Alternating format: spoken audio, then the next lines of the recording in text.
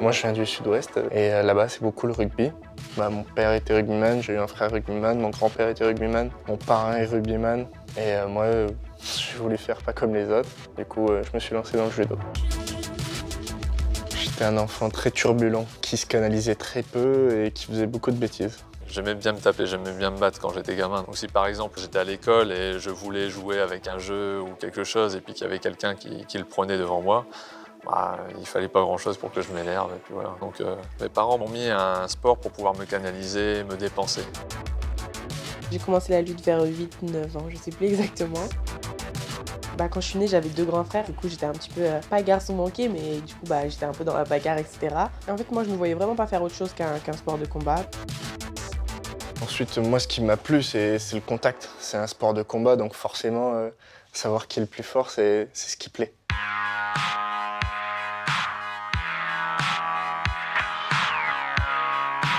Le sport de haut niveau, ça demande des sacrifices. Au début, c'est juste le plaisir et faire du sport pour gagner. Mais après, pour passer à un stade supérieur, on est obligé vraiment de travailler et par l'entraînement, on est obligé de passer par des phases où on souffre et on doit se dépasser.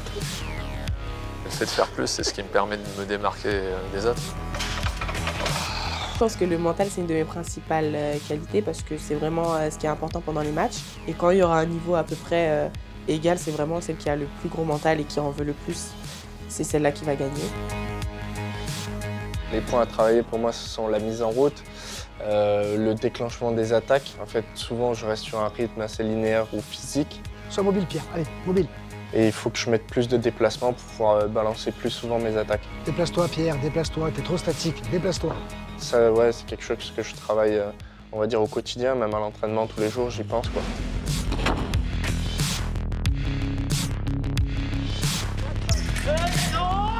Je cherche toujours vraiment le détail, à vouloir perfectionner les choses et à chercher loin en termes de réflexion comment m'entraîner pour devenir le meilleur. Parce que mon rêve, depuis toujours, c'est de devenir le meilleur. Je vais te faire venir et arriver en force. Je sais à quoi je m'accroche, je sais ce que je veux et la plupart du temps, quand je veux quelque chose, je l'ai. Et voilà, j'ai gagné. Merci. Et ce que la RATP m'a permis de faire, c'est de pouvoir devenir, en gros, entre guillemets, professionnel.